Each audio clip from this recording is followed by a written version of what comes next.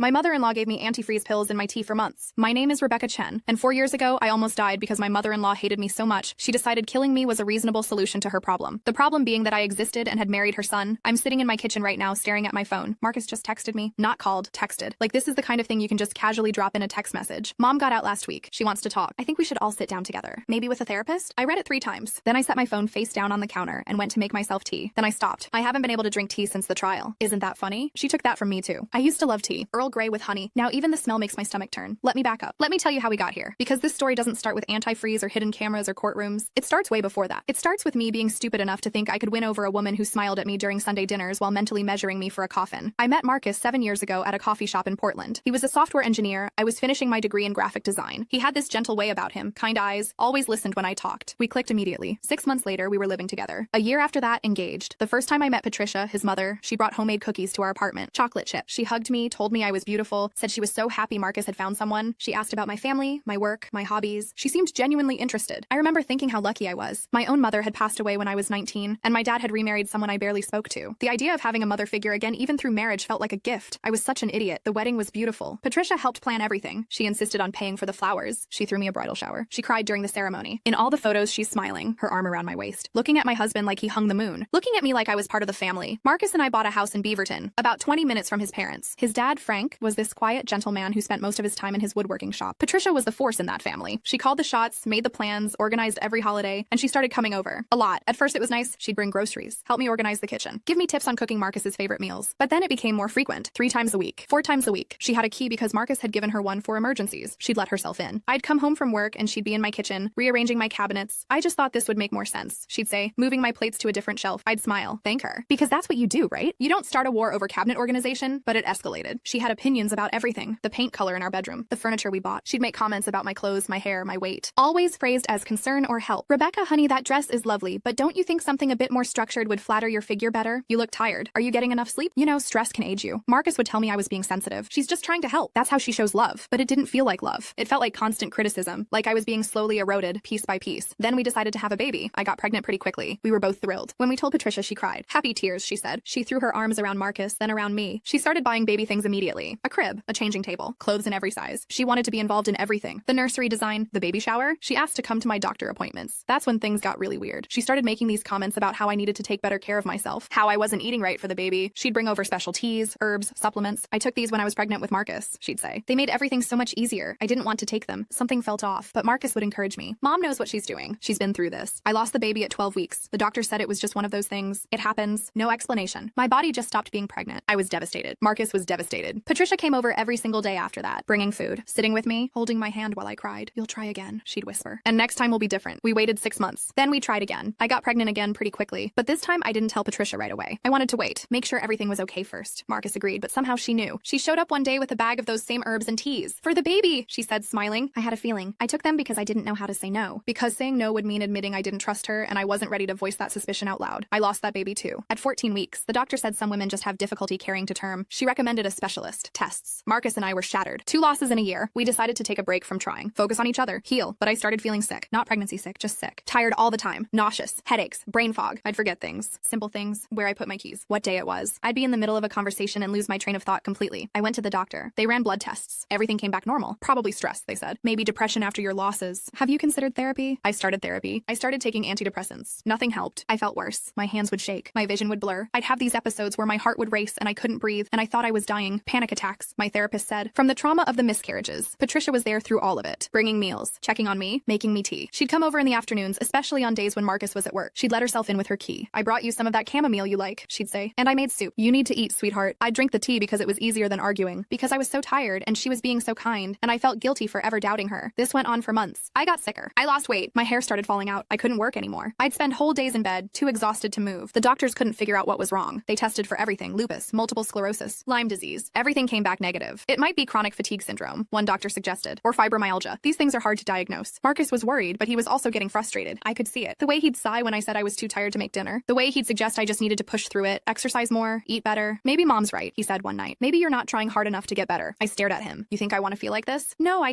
don't know, Becca. You've been sick for almost a year. The doctors can't find anything wrong. Maybe it is in your head. That hurt more than the physical symptoms. The idea that my husband thought I was making this up, being dramatic, lazy. Patricia, of course, was understanding. Men don't always get it. she'd tell me, patting my hand. They think everything can be fixed with logic, but we know better, don't we? Women's bodies are complicated. She'd make me tea. I'd drink it. I'd feel worse. One afternoon, I was lying on the couch, drifting in and out of consciousness, when I heard Patricia in the kitchen. She'd let herself in again. I heard the kettle, the clink of a cup. Then she walked into the living room with my tea. Drink up, sweetheart, she said, setting it on the coffee table. This will help. I reached for it, but my hand was shaking so badly I almost dropped it. Patricia sat down next to me, picked up the cup, and held it to my lips like I was a child. There you go, she murmured. Good girl. I drank. She stayed with me for a while, scrolling through her phone, occasionally glancing at me. And then she said something that made my blood run cold. You know, Rebecca, I never thought Marcus would marry someone like you. I blinked at her. What? Oh, I don't mean it in a bad way, she said quickly, smiling. You're just so different from what I imagined for him. I always thought he'd end up with someone more traditional, family-oriented, someone who could give him children. We're trying, I said weakly. The miscarriages weren't my fault. Of course not, she said, but her smile didn't reach her eyes. I just worry, you know, that maybe you're not strong enough for this life. For Marcus, he needs someone who can keep up with him, support him, be a real partner. I was too sick to argue, too tired to defend myself. I just closed my eyes and let her words wash over me. After she left, I lay there thinking, replaying the conversation. Something was wrong. Something had always been wrong, but I couldn't put my finger on it. That night, I told Marcus what she'd said. He got defensive immediately. She didn't mean it like that. You're reading too much into it. Marcus, she basically said I'm not good enough for you. She's worried about you, Becca. We all are. You're sick all the time. You can't work. You can barely function. She's just expressing concern. It didn't feel like concern. It felt like criticism. He sighed, rubbed his face. Can we not do this right now? I'm exhausted. I dropped it. But the seed of doubt was planted. The next time Patricia came over, I didn't drink the tea. I told her I wasn't feeling up to it, that even liquids were making me nauseous. She looked disappointed, but she didn't push. And you know what? I felt a little better that day. Not much, but a little. The next week, she came over again, made tea again. I told her I'd drink it later. After she left, I poured it down the sink. I felt better, clearer. My headache faded. I could think straight for the first time in weeks. I started refusing the tea, making excuses. And slowly, day by day, I felt less sick. The brain fog lifted. The shaking stopped. I could get out of bed without feeling like I was going to collapse. That's when I knew. I knew something was wrong with the tea. I told Marcus. I said I thought his mother was putting something in my drinks. He looked at me like I'd lost my mind. That's insane, Rebecca. You're accusing my mother of poisoning you? I'm just saying every time I drink her tea, I feel worse. And when I stopped drinking it, I started feeling better. That's correlation, not causation. It could be anything. Stress, your body fighting off an infection, anything. Marcus, please, just listen to me. No, Becca, I'm done listening to you trash my mother. She's done nothing but help you, and you're making up conspiracy theories about her. Maybe you do need to see a psychiatrist because this is paranoid. I felt like I'd been slapped. My own husband didn't believe me, thought I was crazy. So I decided to prove it. I ordered a nanny cam on Amazon, one of those that looks like a regular household object. I got one disguised as a phone charger and set it up on the kitchen counter, facing the stove and the kettle. The next time Patricia came over, I pretended to be asleep on the couch. I heard her let herself in, heard her moving around in the kitchen, the kettle boiling. And then I heard her footsteps. Rebecca? She called softly. I didn't answer. Kept my breathing deep and even. She went back to the kitchen. I heard drawers opening, the clink of a spoon, more footsteps, then the sound of liquid being poured. Rebecca, honey, I made you tea. She called again. I stirred, pretended to wake up. Oh, Patricia, I didn't hear you come in. I used my key. I brought lunch. She walked over with a cup of tea. Drink this first. You need to stay hydrated. I took it. Held it. Thank you. I'll drink it in a minute. She watched me, waiting. I raised the cup to my lips, tilted it slightly, but didn't actually drink. When she looked away, I set it down. I need to use the bathroom, I said, standing. My legs were shaky, but I made it upstairs. I locked myself in the bathroom and waited. 10 minutes. 15. When I came back down, Patricia was gone. The cup was still on the coffee table, half full. I didn't touch it. I left it exactly where it was. That night, after Marcus went to bed, I checked the camera footage on my phone. My hands were shaking as I watched. Patricia entering the kitchen, filling the kettle. While it boiled, she opened her purse, pulled out a small bottle, looked around even though she thought I was asleep. Then she unscrewed the cap and poured something into my cup. Just a little bit, maybe a tablespoon. Then she stirred it, made the tea, poured it into the cup, stirred again. I watched it 3 times. I couldn't believe what I was seeing. But there it was, clear as day. My mother-in-law poisoning my tea. I didn't sleep that night. I lay next to Marcus, staring at the ceiling, trying to figure out what to do. Part of me wanted to wake him up, show him the video immediately. But I knew he wouldn't believe me. He'd make excuses, say the video wasn't clear enough, that maybe it was just herbs or supplements, that I was overreacting, so I didn't tell him. Not yet. The next morning, after Marcus left for work, I called a lawyer, explained the situation. She listened, asked questions, then told me to call the police immediately. This is attempted murder, she said flatly. You need to file a report, and you need to preserve that cup as evidence. I called the police. They sent 2 officers to my house. I showed them the video, showed them the cup, which I'd carefully covered with plastic wrap and put in the refrigerator. They took it seriously. They took the cup, took the camera, took a statement. They told me they'd investigate. Do not drink anything she gives you, one officer said. And don't be alone with her. Can you stay somewhere else? I didn't know where to go. I didn't have family nearby. My friends were mostly couple friends, Marcus's friends, and I didn't know who to trust. I'll stay home, I said. I'll lock the doors. Change the locks. They nodded, said they'd be in touch. 2 days later, they came back with results from the lab. The tea had been laced with ethylene glycol, antifreeze. Not enough to kill me in 1 dose, but definitely enough to make me sick. And if I'd been drinking it regularly for months, it had been accumulating in my system, damaging my kidneys, my liver, my brain. You're lucky you stopped drinking it when you did, the detective told me. Another few weeks and you might not have made it. They arrested Patricia that afternoon, at her house. Marcus called me from his parents' place, hysterical. What did you do? The police just arrested my mother. They're saying you accused her of trying to kill you. Marcus, she was poisoning me. I have it on video. That's impossible. You're lying. This is insane. I'll show you the video. Come home. He came home. I showed him. He watched in silence, his face getting paler and paler. When it was over, he just sat there. That's not, he couldn't finish the sentence. She did, Marcus. For months. She was slowly killing me. But why? Why would she do that? Because she hates me. She's always hated me. She wanted me gone. He shook his head. No, she loved you. you. She was always so kind to you. That's what she wanted you to think. He stood up, walked out of the room. I heard him on the phone calling his father. I heard him crying. The next few weeks were a nightmare. Patricia's lawyer tried to paint me as unstable, vengeful, someone who'd fabricated evidence because I didn't like my mother-in-law. But the video was clear. The lab results were clear. The doctors I'd seen over the past year testified about my symptoms, which were consistent with ethylene glycol poisoning. Marcus was torn apart. He didn't know what to believe. His mother swore she was innocent, that I'd set her up somehow. His father stood by her, shocked but loyal. Marcus went to stay with them for a while. Said he needed space to think. You're my wife, he said, but she's my mother. I don't know how to process this. Your mother tried to kill me. I know what the evidence says, but I can't wrap my head around it. He didn't come back home. He stayed with his dad. Patricia was out on bail and Marcus was there in that house with a woman who tried to murder me. The trial was long, brutal. Patricia's lawyer argued that maybe I'd been taking antifreeze myself, trying to frame her, that I had mental health issues, a history of pregnancy losses that had made me unstable. They brought up my antidepressants, my therapy, my inability to work, but the prosecution had the video. They had the cup. They had the medical evidence. They had the fact that once I stopped drinking her tea, I'd started recovering. The jury deliberated for 3 days. When they came back, they found her guilty. Attempted murder. She was sentenced to 8 years. Marcus and I separated during the trial. He just couldn't handle it. Couldn't reconcile the mother he'd known his whole life with the woman who'd methodically poisoned his wife. He blamed me in some ways, said I destroyed his family, that if I'd just gotten along with her better, none of this would have happened. She did this because she hated me, I told him, but she's the one who chose to commit murder, not me. You ruined her life, he said. She tried to end mine. We didn't divorce, though. Neither of us had the energy. We just lived separately. He stayed with his dad. I stayed in our house. We barely spoke. Time passed. I got better physically. My kidneys recovered. My liver healed. The brain fog cleared. I went back to work, freelancing from home. I started rebuilding my life without Marcus in it. And then, last week, I got the text. Patricia had been released early for good behavior. 4 years instead of 8. And now Marcus wants family therapy. I'm sitting here staring at my phone, reading his text over and over. Mom got out last week. She wants to talk. I think we should all sit down together. Maybe with a therapist? I don't know what to say. Part of me wants to laugh. The absurdity of it. Family therapy with the woman who tried to kill me. Like we're going to sit in a circle and talk about our feelings and somehow work through the fact that she fed me antifreeze for months. Part of me is furious. That Marcus would even suggest this. That he thinks there's anything to salvage here. And part of me is scared. Because Patricia is out. She's out of prison and she knows where I live and there's nothing stopping her from trying again. I call my lawyer. The one who helped me through the trial. She's not surprised by my call. I heard she got out, she says. Are you okay? My husband wants us to do family therapy together. There's a long pause. Rebecca, you don't owe anyone that, especially not her. I know, but Marcus, he's still my husband, technically. And I think part of him believes that if we just talk, if we just work through this, somehow his family can be whole again. His mother tried to murder you. I know. You almost died. I know. So why are you even considering this? That's the question, isn't it? Why am I considering it? Maybe because I'm curious. Maybe because after 4 years of silence, of separation, of living in this weird limbo between married and divorced, I want to know what Patricia has to say. I want to look her in the eye and ask her why. Why did you hate me so much? What did I ever do to you besides love your son? Or maybe I'm just tired. Tired of running. Tired of being afraid. Tired of letting her actions control my life even now, 4 years later. I'll think about it. I tell my lawyer. I text Marcus back. When? His response is immediate. This Saturday, 2 p.m., Dr. Chen's office in Portland. She specializes in family reconciliation. Family reconciliation. Like we're talking about a disagreement over Thanksgiving dinner, not attempted murder. I'll be there. I type, then I delete it. Type it again. Delete it again. Finally, I send, fine. The days leading up to Saturday crawl by. I can't sleep. I can't eat. I keep thinking about what I'm going to say, how I'm going to face her. I practice in the mirror, trying out different expressions, anger, indifference, calm. None of them feel right. I think about not going, just texting Marcus and saying I changed my mind. But something keeps me from doing that. Some need for closure, or maybe just the need to see her, to confirm that she's real, that this whole nightmare actually happened and I didn't imagine it. Saturday comes. I drive to Portland. The therapist's office is in a nice building downtown, all glass and steel. I park in the garage and sit in my car for 10 minutes, breathing. My hands are shaking. I feel sick, but I get out. I go inside. I take the elevator to the 5th floor. Marcus is already there in the waiting room. He looks older, thinner. There are lines around his eyes that weren't there 4 years ago. He stands when he sees me. Becca, he says. Just my name, nothing else. Marcus. We stand there, awkward. Then he gestures to the chairs. Mom's not here yet. She's coming with Dad. Of course she is. Can't face me alone. We sit. Don't talk. I flip through a magazine without reading it. Marcus scrolls through his phone. The minutes tick by. Then the elevator dings. The doors open. And there she is, Patricia Reeves, 4 years older, grayer, thinner. Prison changed her. She's not the polished, put-together woman I remember. She looks brittle, fragile. But when her eyes meet mine, I see something familiar. That coldness. That calculating look. Frank is with her, his hand on her elbow. He looks at me and quickly looks away like he's ashamed. The therapist appears. A woman in her 50s with kind eyes and a no-nonsense air. Dr. Chen. Everyone's here. Let's go to my office. We follow her down a hallway. The office is spacious, with comfortable chairs arranged in a circle. No couch, no desk. Just chairs. Equal footing, I guess. We sit. Me, Marcus, Patricia, Frank, all facing each other. Dr. Chen sits last. Thank you all for coming, she says. I know this is difficult, but I believe that communication, even in the most painful circumstances, can lead to healing. Today we're going to talk. Really talk. And I want everyone to feel safe to speak their truth. I almost laugh. Feel safe. I'm sitting 5 feet away from a woman who tried to kill me. Dr. Chen looks at Patricia. Patricia, would you like to start? You asked for this session. What would you like to say? Patricia takes a breath. Her hands are folded in her lap, fingers twisted together. She looks at me. Rebecca, I owe you an apology. I wait. Don't say anything. What I did was unforgivable. I know that. I've had 4 years to think about it, to understand it, and I'm truly deeply sorry. The words sound rehearsed, hollow. I was in a very dark place, she continues. I had been diagnosed with early onset dementia. I wasn't thinking clearly. My judgment was impaired. I became paranoid, fixated. I convinced myself that you were trying to take Marcus away from me, that you were ruining his life. None of that was true. I know that now. But at the time, I believed it. Wait, dementia? Dr. Chen nods, like this is something she already knows. Patricia was diagnosed shortly before her arrest. It's part of the reason her sentence was reduced. I stare at Marcus. Did he know this? He won't meet my eyes. I wasn't in my right mind, Patricia says. I can't undo what I did, but I want you to know that I never would have done something like that if I'd been healthy. If I'd been myself. There's a long silence. Dr. Chen looks at me. Rebecca, how does it feel to hear this? How does it feel? I don't even know where to start. It feels like an excuse, I say finally. My voice is steady, cold. Dementia doesn't make you a murderer. Plenty of people have dementia and they don't poison their daughters-in-law. Patricia flinches. I know, you're right. I'm not trying to excuse it. I'm just trying to explain. You don't get to explain, I say, and my voice is rising now. You don't get to sit here and act like you were some victim of a disease. You made a choice. Every single time you came to my house, made that tea, poured that poison, you made a choice. You watched me suffer. You watched me get sicker and you kept doing it. Rebecca, Marcus starts. No, I cut him off. You wanted me here. You wanted us to talk. So let me talk. I turn back to Patricia. Did you know I was pregnant? Either time? Her face goes pale. She doesn't answer. You did, didn't you? You knew, and you poisoned me anyway. You killed my babies. That's not, she starts. The doctor said the miscarriages were unexplained, but they weren't, were they? It was the poison. You were poisoning me while I was pregnant. Marcus stands up abruptly. Stop. Just stop. You asked for the truth, I say, looking at him. You wanted family therapy. This is the truth. Your mother didn't just try to kill me. She succeeded in killing your children. The room goes silent. Frank has his head in his hands. Patricia is crying, but they're not the right kind of tears. They're angry tears. Defensive tears. I didn't know, she says. I didn't know you were pregnant. You didn't tell me because I didn't trust you. I'm shouting now. Some part of me knew. Some part of me always knew there was something wrong with you. And I was right. Dr. Chen tries to interject. Let's take a breath. Everyone take a breath, but I can't stop. 4 years of silence, of rage, of grief, and it's all pouring out. You know what the worst part is? I say to Marcus, not that your mother tried to kill me. That's evil, but at least it's straightforward. The worst part is that you didn't believe me. Even after I showed you the video, even after the trial, some part of you still blamed me. Like I was the problem. Like I'd somehow driven her to this. Becca, that's not fair. It's completely fair. You chose her. Even after everything, you chose her. You stayed with her. You're still defending her. She's sick. Marcus shouts back. She has dementia. She's not the same person who did those things. Yes, she is, I say quietly. She's exactly the same person. The dementia didn't make her hate me. It just gave her an excuse to act on it. Patricia stands up. I don't have to listen to this. I came here to apologize, to try to make amends, and you're just attacking me. Make amends? I laugh, and it's a bitter sound. How exactly do you plan to make amends for trying to murder me? For killing my babies? For destroying my marriage? What could you possibly do to make that right? She doesn't answer. Just stands there trembling with rage or fear or guilt. I can't tell which. That's what I thought, I say. I stand up. Look at Marcus. I'll sign the divorce papers. I should have done it years ago. I don't know why I waited. Maybe I thought you'd eventually see the truth. That you'd choose me, choose us, choose sanity. But you never will. She'll always be your mother. And I'll always be the woman who sent her to prison. Becca, wait. Marcus reaches for me. I step back. No, I'm done waiting. I'm done with all of this. I came here because you asked me to. Because some stupid part of me thought maybe finally we could have honesty. But this isn't honesty. This is just more of the same. Her making excuses. You enabling her. And me, standing here, trying to make you see what's right in front of you. I walk to the door. Dr. Chen calls after me. Rebecca, please. We've only just started.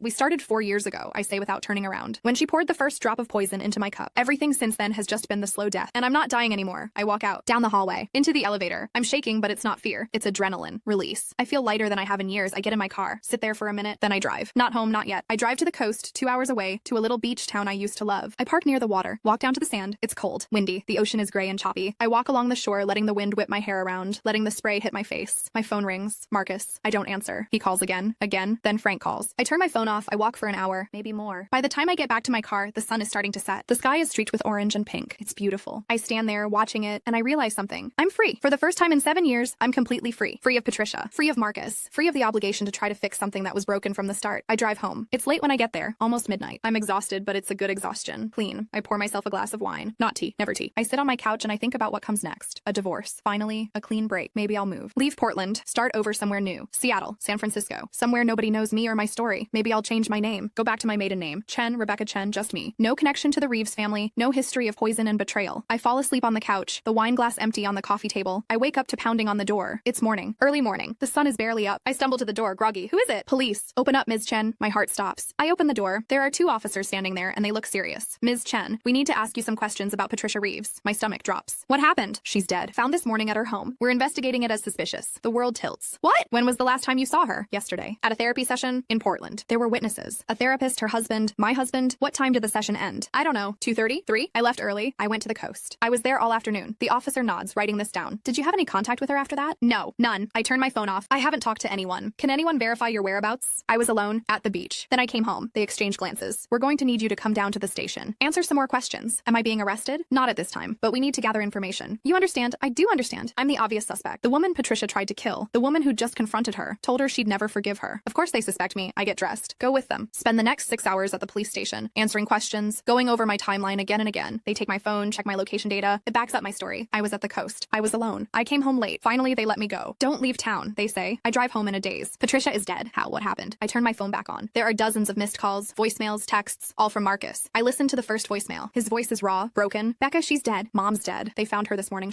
Oh God, Becca, she killed herself. Left a note. I can't do this. Please call me. I sit down hard on my couch. She took her own life. After the therapy session, after I walked out, the next voicemail is from Frank. Rebecca, I know you have no reason to help us, but the note, she left a note for you. Would you be willing to read it? Please. I think she wanted you to know something. I don't want to read it. I don't want anything from her, but curiosity wins out. I call Frank back. I'll come over, I say. I drive to his house, the house where Patricia lived, where she plotted my murder. I haven't been here in 4 years. Frank answers the door. He looks like he's aged a decade overnight. Thank you for coming. He leads me inside. The house is quiet, empty. Marcus is there, sitting at the kitchen table, staring at nothing. Frank hands me an envelope. My name is written on it in Patricia's shaky handwriting. I open it, pull out the letter. It's several pages long. Rebecca, by the time you read this, I'll be gone. I'm a coward. I know that. I couldn't face what I'd become, what I'd done. The therapy session yesterday made me see it clearly for the first time. Not the dementia, not the diagnosis, but the truth. You were right about everything. I did know you were pregnant, both times, and I poisoned you anyway. I told myself it was the baby I wanted to harm, not you. I told myself that if you lost the pregnancies, Marcus would leave you. That he'd see you were defective somehow, unable to give him children, and he'd find someone else. Someone I approved of, but it wasn't just about the babies. It was about you. I hated you from the moment I met you. I hated your independence, your intelligence, the way Marcus looked at you like you were his whole world. He never looked at me like that. Oh, he loved me, but it was a son's love, dutiful, expected. But you, he chose you. He would have done anything for you, and I couldn't stand it. I've spent my whole life being the center of Marcus's world. His father was always distant, always in his workshop, leaving me to raise Marcus alone. And I did a good job. I made him into a good man, a successful man. He was mine, and then you came along and took him away from me. The dementia diagnosis was real, but it wasn't the cause. It was the excuse. When the doctor told me I had early onset dementia, I saw it as an opportunity, a way to do what I'd been wanting to do for years, a built-in defense if I ever got caught, and I was so careful. I researched antifreeze poisoning. I learned the symptoms. I knew exactly how much to give you to keep you sick but not kill you outright. I wanted you to suffer. I wanted Marcus to watch you deteriorate. I wanted him to eventually leave you, or for you to leave him unable to handle being such a burden. I never thought you'd figure it out. I never thought you were smart enough to catch me, but you did. You set up that camera. You got the evidence. You sent me to prison, and you know what? Prison was better than this. Better than sitting in that therapist's office yesterday, watching you finally say everything I'd always suspected you knew. That I was evil. That I was a monster. That I destroyed your life on purpose, with full intent and planning. The worst part wasn't your anger. It was your pity. I saw it in your eyes when you looked at me. You felt sorry for me, this pathetic, bitter old woman who was so insecure, so jealous, that I tried to murder my own daughter-in-law. You're right. I don't deserve forgiveness. I don't deserve family therapy or reconciliation or any of it. So I'm taking the only option I have left. I'm ending this. I'm setting all of you free. Marcus will mourn me. He'll make me into a saint in his memory, the way sons do with their mothers. He'll forget the bad parts. He'll remember only the good. And maybe that's better. Maybe he deserves to remember me as something other than what I really was. But you'll know the truth. You'll always know I killed your babies. I tried to kill you. And I felt no remorse until yesterday, when I saw what it had cost. Not you, not your suffering, but Marcus, my son, the one person I was trying to protect. And I destroyed him in the process. He'll never forgive me. And he'll never forgive himself for not believing you sooner. That's my real legacy. Not attempted murder, but breaking my son's heart. I hope you get everything you wanted, Rebecca. I hope you heal. I hope you find happiness. I hope Marcus eventually does too, though I doubt it. And I hope someday you can think of me without hatred. Not forgiveness. I don't deserve that, but maybe just understanding that I was a deeply broken person who made unforgivable choices. Goodbye, Patricia. I read it twice. My hands are shaking by the end. I look up. Marcus is watching me. What does it say? I fold the letter. Put it back in the envelope. She confessed. To everything. The babies. The poisoning. All of it. She said that dementia was an excuse, not a reason. Marcus's face crumples. No, that can't be right. She was sick. The doctor said she had dementia, but she said she used it as an excuse. That she hated me from the beginning. That she did it all on purpose. He stands up abruptly, knocking his chair over. I don't believe it. You're lying. You hated her. You probably wrote that yourself. Marcus. Frank's voice is quiet but firm. Stop. Just stop. Marcus turns to his father. Dad, you can't seriously believe. I believe it, Frank says, because I knew. Not about the poison, but about the hatred. I saw how she looked at Rebecca when she thought no one was watching. I heard the things she'd say about her when it was just the two of us. I told her to stop. I told her she was being cruel, that Rebecca was a good person, that she made you happy, but she wouldn't listen. She was obsessed. Why didn't you tell me? Marcus's voice breaks because I thought it was just words, just jealousy. I never imagined she'd actually do something. I never thought she was capable of this. Frank's eyes fill with tears. I failed you both. I should have seen it, should have stopped it. The room is silent except for the sound of Marcus crying. Big gulping sobs. The sound of a man's entire world shattering. I stand up. I'm sorry, I say. To Frank, to Marcus, to the memory of who we used to be. I'm so sorry for all of it. I walk out, get in my car, drive home, and this time I don't cry. I don't feel angry. I just feel empty. Done. 3 weeks later, the divorce papers come. Marcus signed them. No contest. No alimony requested. Just a clean break. The house is mine. He doesn't want it. Too many memories. I sign them. Mail them back. It's over. Really finally over. I put the house on the market. It sells in 2 weeks. I pack up my life, donate most of it, and move to Seattle. I get a studio apartment with a view of the water. I start freelancing again, building my business back up. I make new friends. Go on dates. None of them turn into anything, but that's okay. I'm not ready yet. Maybe I never will be, but I'm alive. I'm healthy. I'm free. 6 months after the move, I get a letter from Frank. He tracked down my new address somehow. Inside is a check for $50,000 and a note. Rebecca, this is from Patricia's life insurance. Marcus doesn't want it. Neither do I. We think you should have it. For the medical bills. For the therapy you'll need. For starting over, we can't undo what she did. But maybe this can help you build something new. I'm sorry. For everything. You deserved better, Frank. I stare at the check for a long time. Blood money in a way. Patricia's final gift, though she never intended it for me. I think about sending it back. But I don't. I deposit it. And I use it to go back to school. Get my master's degree in design. Start my own firm. dream. Build something that's entirely mine. 2 years later, I'm sitting in a coffee shop in Seattle working on a client project. Someone sits down across from me. I look up, ready to tell them the table is taken. It's Marcus. He looks different. Older, yes, but also healthier, more settled. There's a calmness to him that wasn't there before. Hi, he says. Hi, I'm sorry to just show up. I called, but your number's different. I changed it. Right, that makes sense. He fidgets with his coffee cup. I'm in town for work. I saw your firm's name in a magazine. Article about rising designers in the Pacific Northwest. I wanted to congratulate you. Thank you. Silence. Then he says, I'm sorry. I know I said it before, in the lawyer's office, in texts, but I don't think I ever really meant it until now. I'm sorry for not believing you, for choosing her over you, for making you feel like you were crazy when you were the only sane one in that whole situation. I study his face. He means it. I can tell. I forgive you, I say. And I mean it too. Not because what he did was okay, but because holding on to it, holding on to all of it, was just another kind of poison, and I'm done being poisoned. Thank you, he says quietly. That means more than you know. We sit there for a while. Two people who used to be married, who used to share a life, now strangers who happen to know each other's worst moments. Are you happy? He asks eventually. I think about it. About my little apartment, my growing business, my new friends, the therapy I've been doing, working through the trauma, the slow, steady process of rebuilding myself. Yeah, I say. I think I am. Are you? Getting there, he says. Therapy helps. Finally dealing with all of it instead of running from it. Good. That's good. He finishes his coffee, stands up. It was good to see you, Becca. Really. You too, Marcus. He walks out. I watch him go. And then I go back to my work, because that's what survivors do. We keep going. We rebuild. We choose life, even when someone else tried to choose death for us. And we drink coffee instead of tea. Always coffee, never tea.